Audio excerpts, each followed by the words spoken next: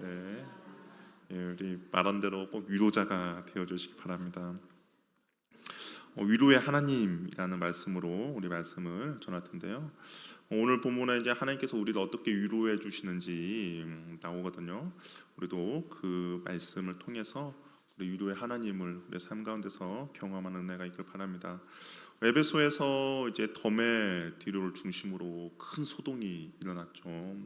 많은 사람들이 극장에 몰려와서 에베소 사람의 아데미어를 2시간 동안 외쳐댔습니다. 근데 거기에 모여 있는 사람들 보고 성경은 자기들이 왜 여기에 있고 무엇을 하는지 모르는 그런 사람들이 태반이었다라고 이야기합니다. 바울은 에베소에 좀 더 머물면서 아데미 여신 축제 때 전도 계획을 세웠지만 상황이 여의치가 않죠. 그래서 떠나기로 결정을 합니다. 바울은 자신의 계획이 망가진 거에 대해 크게 절망하지는 않았어요. 왜냐하면 하나님께서는 한쪽 문을 닫으면 반드시 다른 문을 연다라고 지금까지 사도행전의 그런 전도 여행 가운데 그것을 깨달았기 때문인 것이죠. 그래서 하나님이 나의 계획이 세웠지만 그것이 무너졌다고 해서 그 모든 계획이 다 사라진 것이 아님을 알기에 바울은 이제 마게도냐와 아가야를 거쳐 예루살렘으로 이제 가고자 출발합니다. 바울은 떠나기 앞서 제자들을 불러 권하고 작별하고 이제 마게도냐로 떠나게 돼요. 그리고 마게도냐 지방을 다녀 여러 말로 제자들을 권하여 헬라에 이르게 됩니다. 근데 우리가 1절과 2절을 자세히 보면 반복되는 한 단어가 있죠. 뭡니까? 권하다라는 말입니다. 이 권하다라는 단어가 위로하다, 격려하다라는 의미를 가지고 있어요. 바울은 자신이 이제 떠난 뒤에도 에베소의 그리스도인들이 흔들림 없이 주님을 잘 섬길 수 있도록 믿음을 북돋아 주었습니다. 말씀으로 권면하고 위로해 주은 것이죠. 우리가 아기를 낳는 일보다 더 중요한 것은 뭐예요? 아기를 키우는 거, 양육하는 겁니다. 아기를 낳은 것으로 부모의 임무가 끝나는 것이 아니라 성장할 때까지 부모는 아이를 입히고 먹이고 교육시키고 수고해야 하죠. 바울도 어찌 보면 자신이 전도해서 세웠던 교회들 어떻게 보면 이제 새로운 그 생명을 낳은 것이죠. 그런데 그냥 너희들이 알아서 잘 자라라라고 한 것이 아니라 그들을 다시 한번 찾아가서 다시 한번 복음으로 바로 세우고 양육한 겁니다. 우리 초대교회 성도들은 예수 믿는 문화나 예수 믿는 사회가 아니었죠. 예수 믿는 사람들이 극소수에 불과했습니다. 박해와 순환 속에 있었던 사람들이고, 그리고 언제 내가 예수 믿는 것 때문에 여러 가지 손해를 볼 수밖에 없는 상황이 벌어집니다. 그래서 그들에게 중요했던 것은 진리를 지키며 살아갈 수 있도록 도와주고 격려하며 위로해주고 권면하는 일들이 필요했고, 이 바울이 마게도냐 지방으로 다시 간 이유가 바로 그러한 이유 때문인 것이죠. 그럼 과연 어떻게 무엇으로 권면해 주겠습니까? 맛있는 거 먹고 쇼핑하고 좋은 곳에 가도 어느 정도 위로는 될 수 있겠지만 근본적인 위로는 아닐 겁니다. 이 권하다라는 단어를 좀 더 자세히 살펴보면 파라칼레오라는 단어를 사용했는데요. 우리 혹시 파라 이렇게 하는 거 많이 들어보지 않았습니까? 혹시 들어보셨나요? 파라칼레오와 약간 비슷한 단어 혹시 들어보셨나요? 처음 들어봤습니까? 파라. 우리 보혜사 성령님을 뭐라고 부르죠? 요한복음에서 예수님께서 보혜사 성령님을 소개해주면서 파라클레토스라고 부르죠. 옆에서 잘 지켜주시고 보호해주고 인도해주시는 분인데, 근데 이 권면하다라는 단어가 파라칼레오라는 거예요. 그러니까 진리의 말씀을 잘 붙잡도록 옆에서 도와주는 거죠. 예수님께서 성령님이 오시면 그가 너희에게 모든 것을 가르치시고 내가 너에게 말한 모든 것을 생각나게 하셨습니다. 그러니까 성령님이 말씀으로 우리를 붙잡아 주신다는 것이죠. 또한 진리의 성령이 오면 그가 너희를 모든 진리 가운데로 인도하시리니 그가 스스로 말하지 않고 오직 들은 것을 말한다라고 이야기합니다. 그러니까 성령님의 사역이 말씀과 관련된 사역인데, 이 권면하다, 위로하다라는 것이 바로 이 말씀과 관계가 있는 거죠.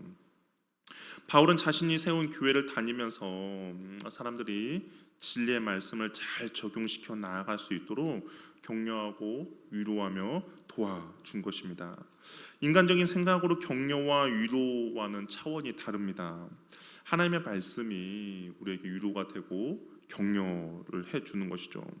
낙심에 빠져 있고 아무것도 보이지 않고 두려움 가운데 있을 때, 과연 어떠한 힘듦과 어려움이 있더라도 주님께서 로마서를 통해서 우리에게 말씀하셨죠.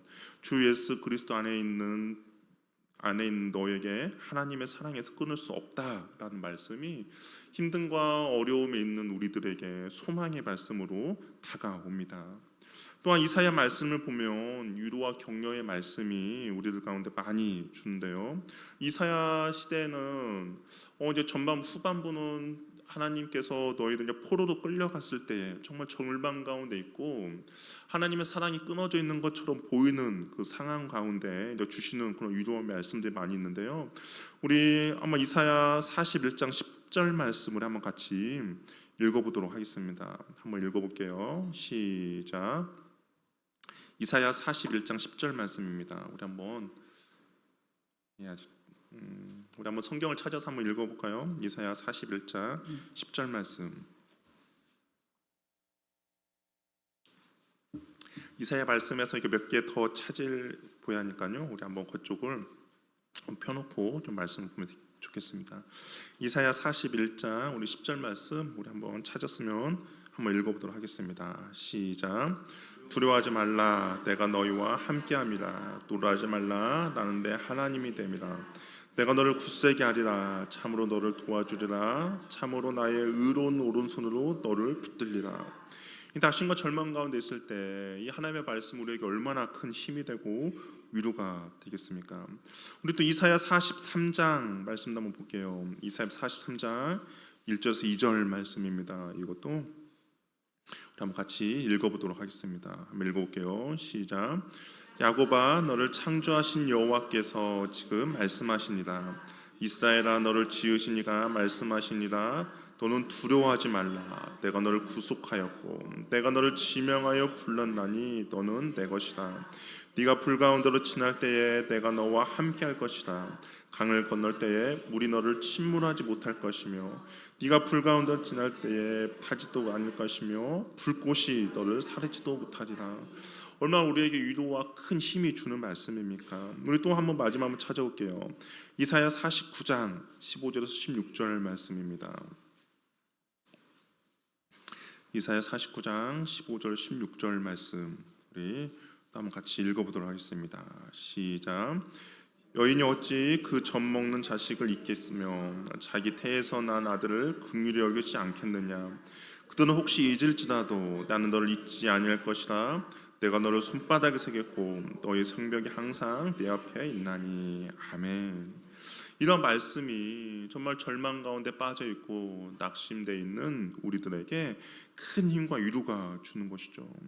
그러니까 바울이 그 하나님으로 인하여서 두려움과 절망과 어려움에 있는 성도들을 찾아가서 이 말씀으로 위로해 준 겁니다. 하나님의 말씀은 살아있고 힘이 있죠. 우리가 낙심되고 어려움을 만나면 하나님의 말씀으로 위로받으시길 바랍니다.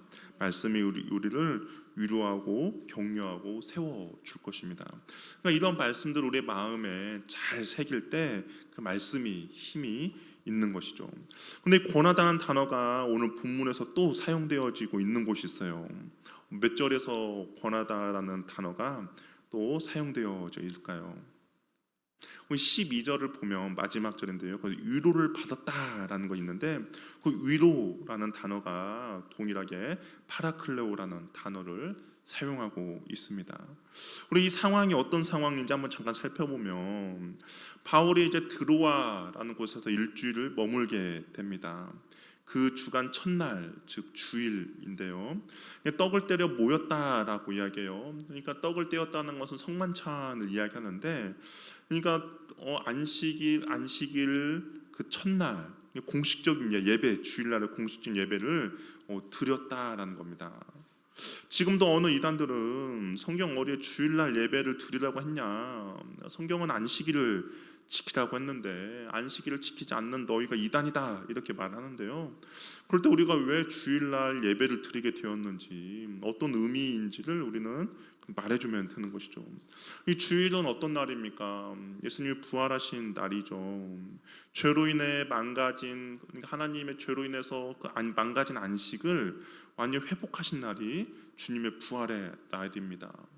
주님의 부활의 날은 또 주님께서 다시 오실 거에 대한 약속을 우리가 기대하며 소망하는 날이죠. 그래서 초대교회는 예수님의 그 부활하신 날 안식 후 첫날에 모여서 예배를 드린 거예요. 예수 그리스도의 십자가의 부활을 통해서 참된 안식을 누리게 됨을 보여주는 그런 시간인 거죠. 근데 바울에게는 시간이 별로 없었어요. 예배를 드리는데 아무래도 이제 바울이 가면 언제 만날 줄 모르지 않습니까? 그래서 사람들이 밤중까지 이제 말씀을 듣고 강론합니다. 많은 사람들이 모였어요. 또한 자리가 없어서 창에 걸터 앉을 수밖에 없습니다. 그런데 말씀을 듣다가 유도고라는 청년이 졸다가 떨어져 죽게 됩니다. 유도고라는 이름은 그 당시 흔한 노예의 이름이었거든요. 아마 낮에는 일을 했을 것입니다. 당시에는 뭐 노예에게 무슨 쉬는 날이 있습니까? 그냥 365일 그냥 죽도록 일을 하는 것이죠. 근데 온종일 일하고 저녁에 와서 그냥 말씀을 듣다가 너무 피곤해서 졸았는데 떨어지게 된 것이죠. 그러자 바울이 그 청년 위에 엎드려 앉고 기도합니다. 그러면서 이런 이야기예요. 생명이 있다라고 이야기합니다.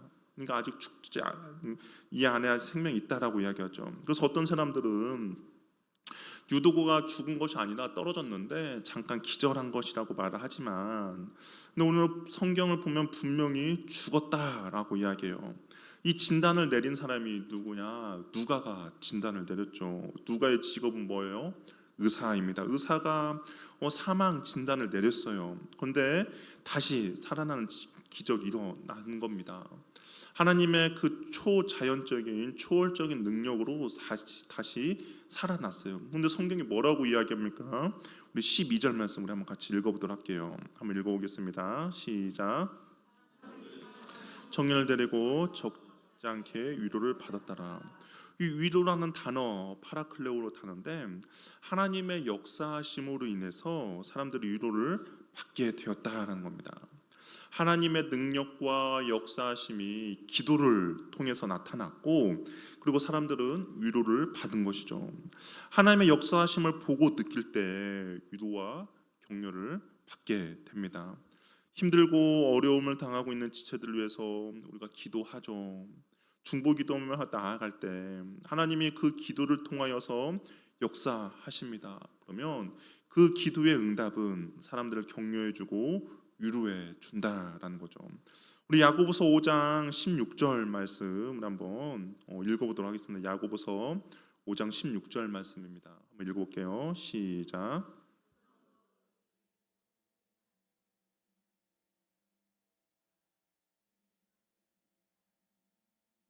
의인의 간구는 하나님의 일하심과 역사하심이 크다라고 이야기합니다. 우리가 누군가를 위해서 기도했을 때 하나님께서 역사하시는데 그 역사하심이 결국에는 우리 지체들에게 위로로 다가오는 것이죠. 베드로전서 3장 12절 말씀도 우리 한번 같이 읽어볼게요. 베드로전서 3장 12절 말씀 읽어보겠습니다. 시작.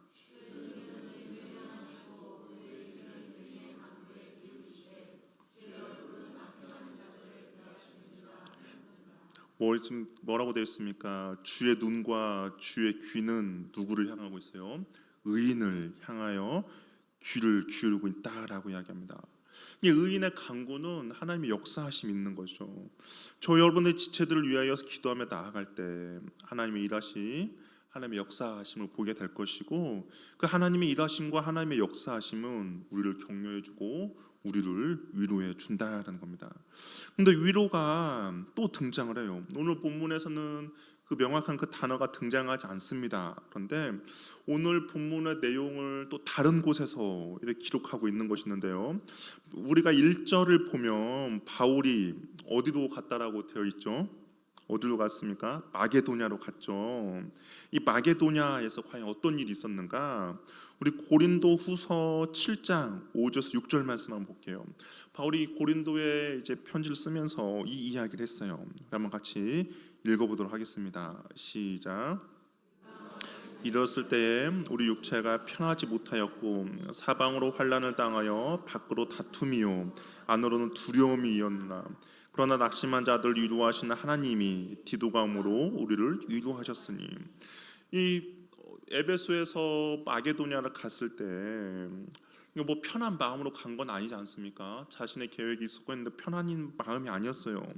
또 여러 가지 환난으로 인하여서 마음의 두려움도 있었다라고 이야기합니다. 근데 이 절망과 낙심에 빠져있던 사람들을 위로의 하나님이 어떻게 위로해 줬어요? 디도를 통해서 위로해 주셨다라는 겁니다. 그러니까 동역자들을 통해서 위로해 주었다는 거죠. 어떤 사람은 사탄의 도구로 사용되어 사람들을 낙심시키고 좌절시키며 절망시키기도 합니다. 그런데 어떤 사람들은 또한 하나님의 위로와 도구가 되어서 이 옆에 낙심되어 있고 절망에 빠져 있는 지체들을 위로해주고 세워주고 붙잡아 준다라는 것이죠. 이 다윗도 어떻습니까? 사울로 인하여서 많이 지쳐 있고 힘들어 있었어요. 근데 누가 다윗 곁에 있어서 위로해 주었습니까? 요나단이죠. 그 친구 요나단이 다윗을 위로해 주었더니 다윗이 요나단으로 인하여서 하나님을 크게 의지할 수 있었다라고 이야기를 합니다.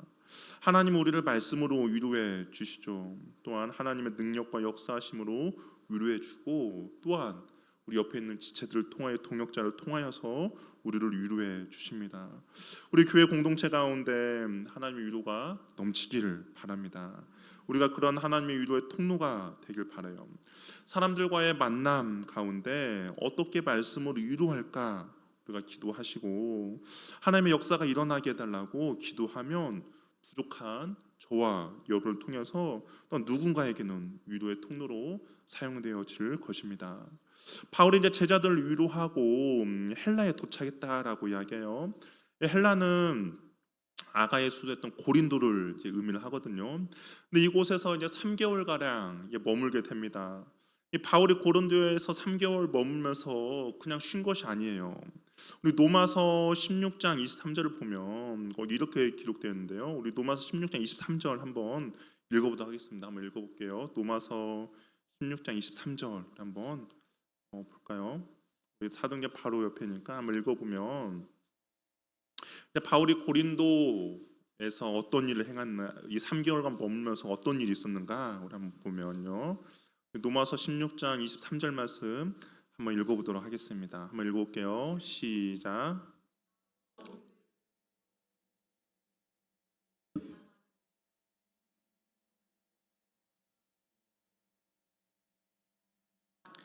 여기서 보면 이제 나와 온 교회를 돌보는 이 교회 가요도 너에게 무난한다라고 되어 있어요. 근데 이 가요가 어떤 누구냐면 고린도 성도 중에서 바울이 세례를 준 인물이다라고 고린도 전서에 이야기하고 있습니다. 그러니까 바울이 그의 집에 머물면서 지금 뭘 쓰고 있어요? 로마서를 쓰고 있다라는 것이죠. 바울은 어떤 삶 가운데서도 항상 주님 안에 자기에게 주신 그 사명을 끝까지 감당하며 나아가고 있습니다. 그리고 이제 배를 타고 수리아로 가고자 해요. 이 수리아는 이제 수리 안디옥을 이야기할 겁니다. 2차 전도 여행 때와 마찬가지로 3차 전도 여행 역시 고린도에서 마무리하고 자신의 목회 본거지인 수리 안디옥으로 그냥 귀환하려 했어요.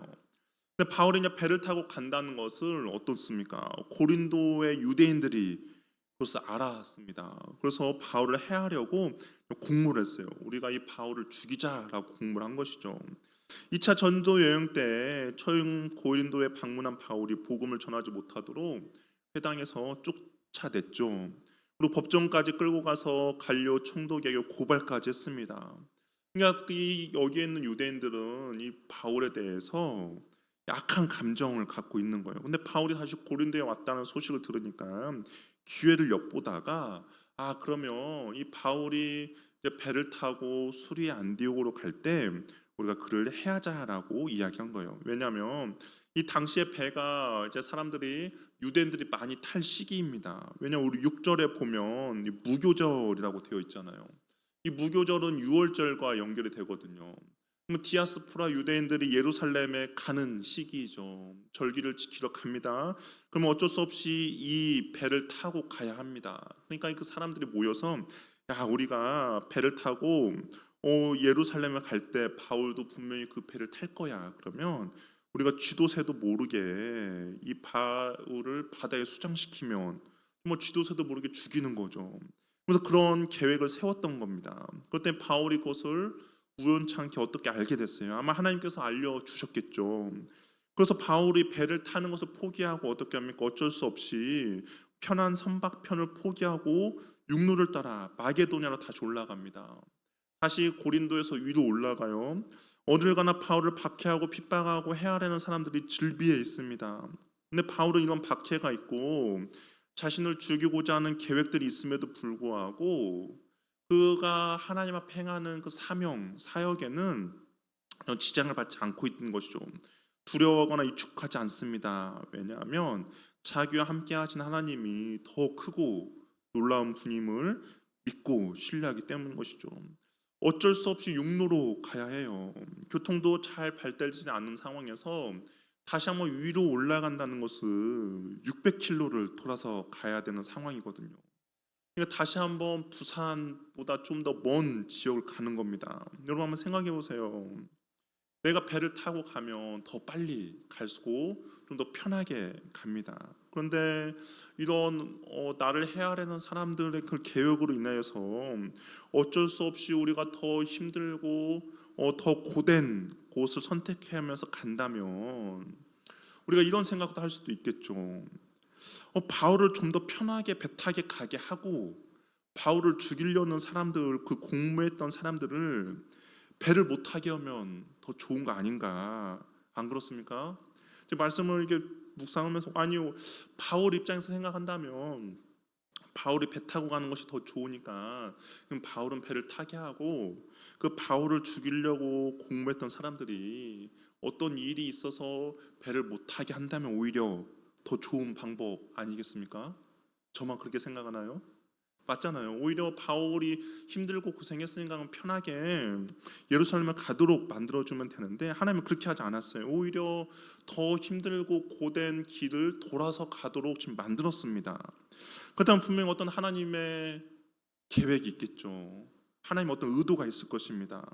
하나님께서 그렇게 하지 않으셨다는 것은 그 신실하신 하나님의 어떤 의도가 있는 거예요. 우리 한번 4절 5절 말씀 한번 읽어보도록 하겠습니다. 4절 5절 읽어볼게요. 시작.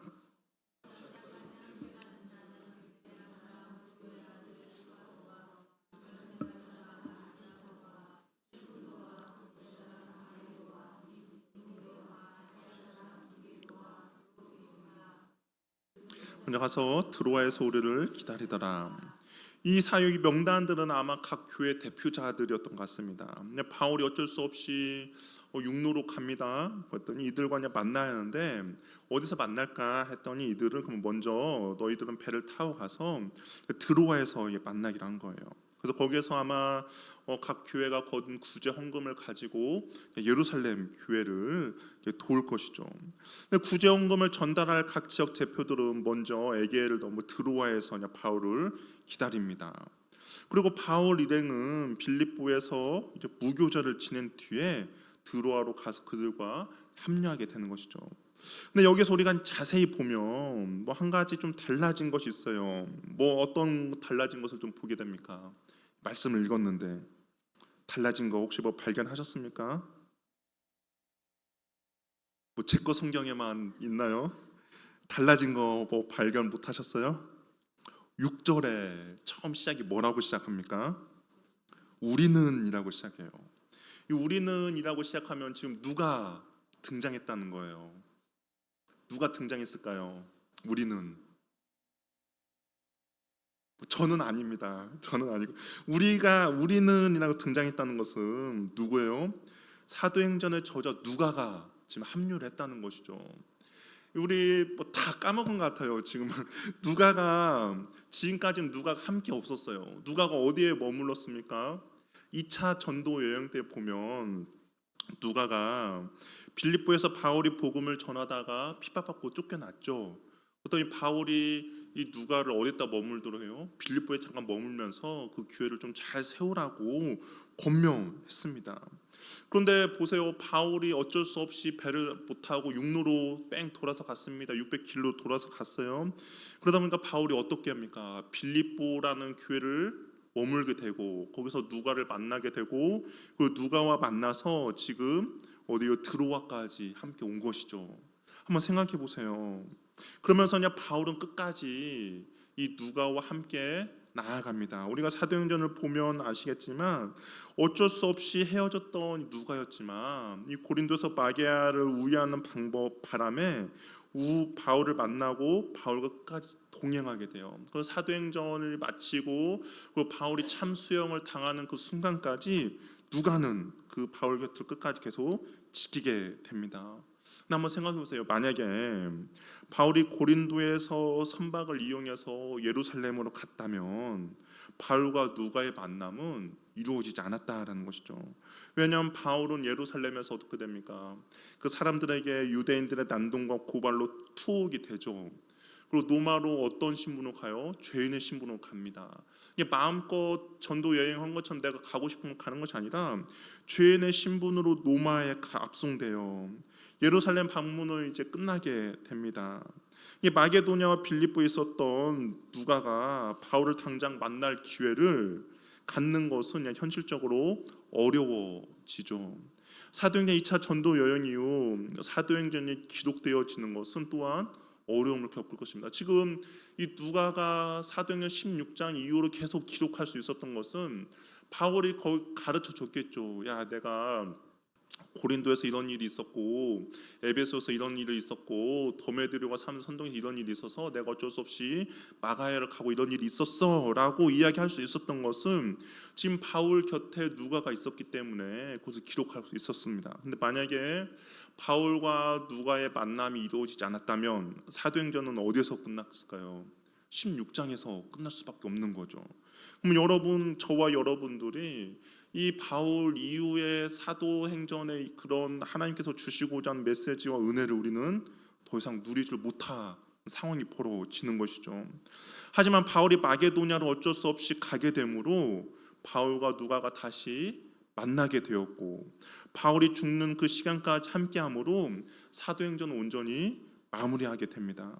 하나님께서 바울로 하여금 선박을 이용하는 대신에 육로를 따라 마게도냐를 거쳐 먼 길로 돌아가게 하신 이유가 바로 여기에 있는 것이죠.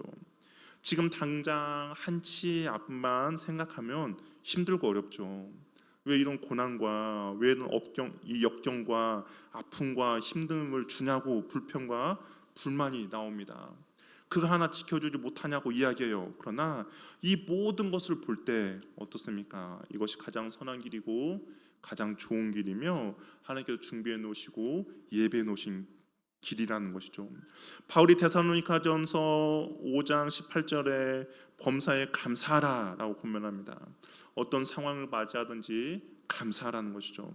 우리를 해치려는 누군가의 모함으로 우리가 빠르고 편한 길을 포기하고 고생의 길을 걷더라도 그 길이 주님께서 우리를 위해 준비해 놓으시고 예비해 놓으신 최선의 길이며 최고의 길이기 때문에 감사라고 이야기합니다. 오늘 본문의 네 번째 위로라고 할 수가 있죠. 주님의 계획, 우리의 계획이 틀어지고 고난 속에서도 가장 선한 길로 인도하시는 하나님의 신실하신 섭리를 통한 우리를 위로하심은 하나님의 계획이라는 겁니다. 바울은 그의 서신을 보면 평강과 평안과 화평이라는 단어를 자주 사용합니다. 40회 이상을 사용해요. 그런데 그의 상황, 바울의 상황은 그런 상황이 아니죠. 감옥에 갇히고 사람들을 인하여서 시기와 질투와 핍박을 받는 고난의 연속입니다. 그럼에도 평안과 평강과 화평을 말할 수 있는 이유는 언제나 나와 함께하고 계시는 주님에 대한 절대적인 신뢰와 믿음이 있었기 때문인 것이죠. 그분이 저와 여러분과도 함께 하시는 주님이십니다. 그렇기 때문에 누군가의 음모로 편한 길을 빼앗기고 불편한 길을 걸어도 두려워하지 않고 불평과 불만하지 않을 이유는 주님의 그 위로하심이, 그분의 섭리와 계획의 위로하심이 오늘도 우리 삶 가운데 있기 때문인 것이죠. 주님께서 가장 좋은 길로, 가장 좋은 것으로 주시기 위한 계획이며 섭리입니다. 우리는 주님을 믿고 신뢰하며 감사함으로 주님께서 주실 은혜를 사모하며 나아갈 뿐인 것이죠. 때로는 내가 눈물 골짜기를 걷고 있을지라도 천지를 창조하신 주님께서 나를 말씀으로 위로해 주실 것입니다. 이 주님의 그 기록된 말씀으로 우리 심령을 회복시켜 주시는 것이죠. 또한 정말 어떤 고난과 보이지 않는 아무 절망적인 상황 가운데서도 또한 주님께서 우리의 손을 붙잡아 주시는 그 주님의 역사하심과 능력으로 우리를 붙들어 주실 것이고요. 또한 내가 정말 일어설 수 없는 그 상황과 환경 가운데 내 옆에 있는 지체를 통하여서 나를 손을 붙잡아 주시고 또한 그를 통하여서 나를 또한 위로해 주시고 또한 무엇보다 주님의 그 신실하심과 선하심의 섭리 가운데 우리를 위로해 주시는 것입니다. 낙심하고 절망 가운데 있고 아무것도 보이지 않는 상황일지라도 하나님은 저와 여러분들을 위로해 주시는 위로의 하나님이십니다. 우리는 그렇기 때문에 우리는 위로해 주실 하나님을 믿고 신뢰하며 나아가는 저와 여러분 되기를 바랍니다. 아무것도 보이지 않는 것이 절망의 상황이 아니라 그 절망의 상황 가운데 우리를 위로해 주실 주님을 기대하며 소망하는 믿음이 저와 여러분들에게 있기를 바랍니다. 자리 일어나셔서 우리 함께 찬양하며 기도하도록 하겠습니다.